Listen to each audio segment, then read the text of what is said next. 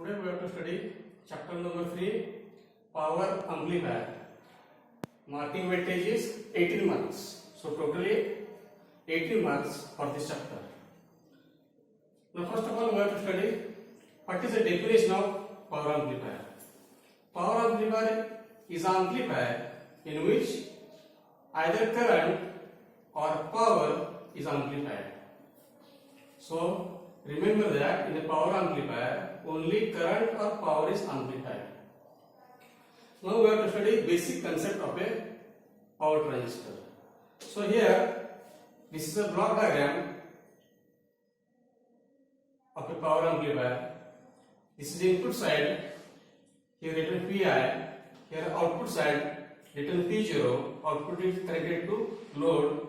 Similarly, input signal, sine wave signal is given at the input side. Now the sine wave signal Pi is of 2 volt and 100 milliampere. Similarly, output voltage available is of 3 volt and 10,000 milliampere. So 10,000 milliampere is nothing but 10 ampere. Okay. Now we have to calculate the power of an input side. Similarly, power of an output side. So how to calculate power? We know that power P is equal to voltage into current. So now this is the input side. That's why input power Pi is equal to Pi into II. Now here Pi is equal to 2 volt and II is equal to 100 milliampere. This 100 milliampere is converted into ampere. So this is equal to 0.1 ampere. So 2 volt into 0.1 is equal to 0.2 watt. We have to measure power in watt. So input power is equal to 0.2 watt. Similarly, we have to calculate output power. Output power P0 is equal to P0 into I0. Here P0 is equal to 3 volt.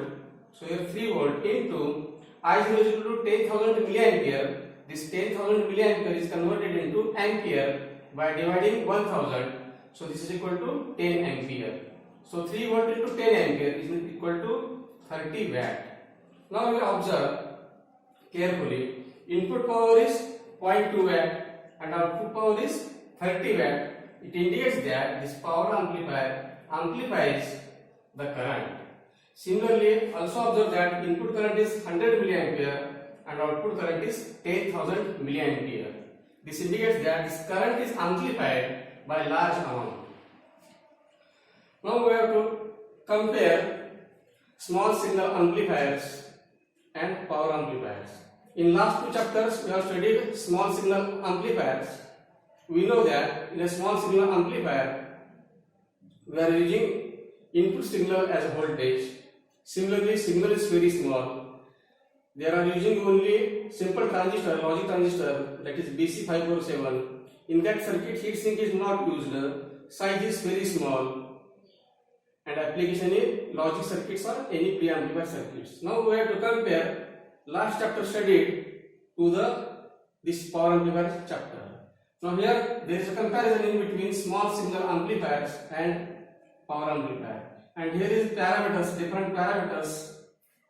We have to compare first input quantity. Now in small signal amplifiers, input quantity is voltage, but here in power amplifier, input quantity is or input signal is current. Similarly, second parameters, input signal is very small. In the small signal amplifier, it is of about in millivolt or microvolt. But here in power amplifier, the signal applied is very large as compared to small signal amplifier. It is in volts. It is in microvolts. So this is the difference.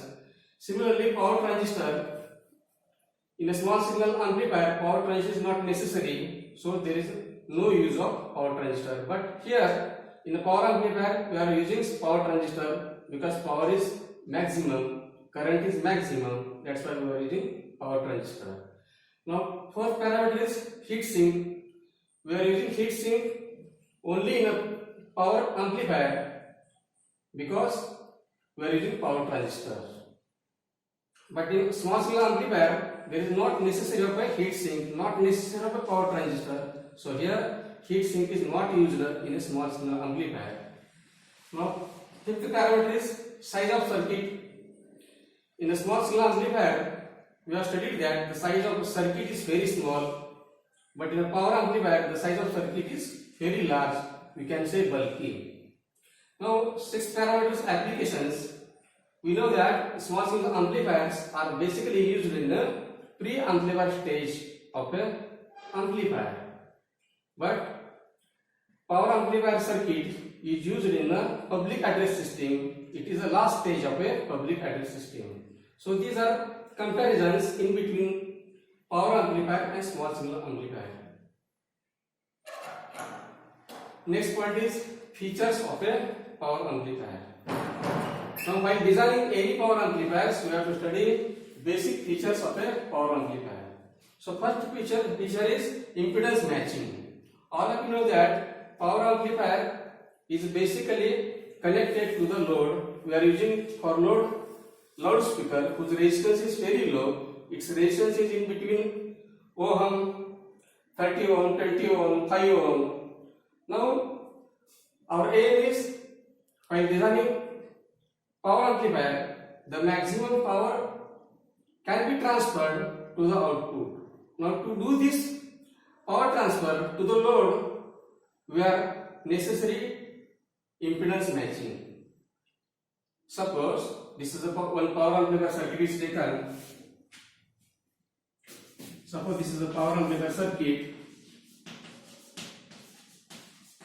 and here is a load. We know that load has a resistance is equal to, or impedance is equal to 5 ohm.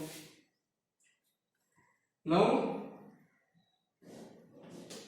this power amplifier circuits have a, suppose load R0 is equal to 6 ohm, that is R0 of the power amplifier circuit is 6 ohm and load is equal to 5 ohm. So there is no matching. There is a difference between resistors, that is R0 and load RL.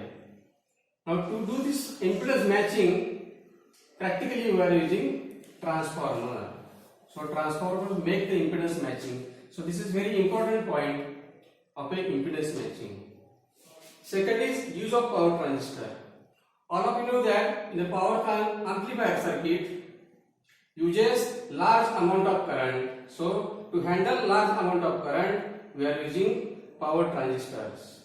This power transistor size is very large as compared to small signal transistors, or BC547 is a small transistor, and here 2N3255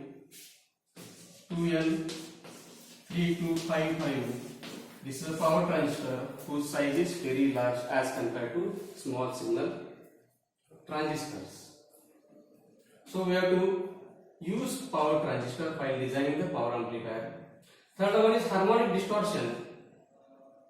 Now this distortion comes due to large amount of power is transferred from supply voltage to the load. So this harmonic distortion is nothing but an unwanted signal not present in the input side but available at the output side. Such type of unwanted signal is known as harmonic distortion. So in the power amplifier, small amount of harmonic distortion is present at the output side. Now to avoid this, we have to use another circuits to reduce the harmonic distortion. Fourth one is large power handling capacity. In the example, we have studied that 30 watts or 10 ampere currents is flowing through a transistor. So the power handling capacity of a transistor must be large as compared to small signal transistors. So we have to use here power transistor to handle large amount of current. We have to use heat sink over the power transistor. Now operating point.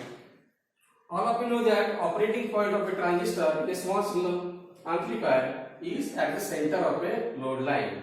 But here in a power amplifier, this not happens, because we are operating point, that is Q point, in a power amplifier is either we have to keep at the center either keep below cutoff, either keep at the cutoff. So in a power amplifier, this operating point Q is not always not at the center, it varies over a load line. So these are important features while designing the power amplifier circuits.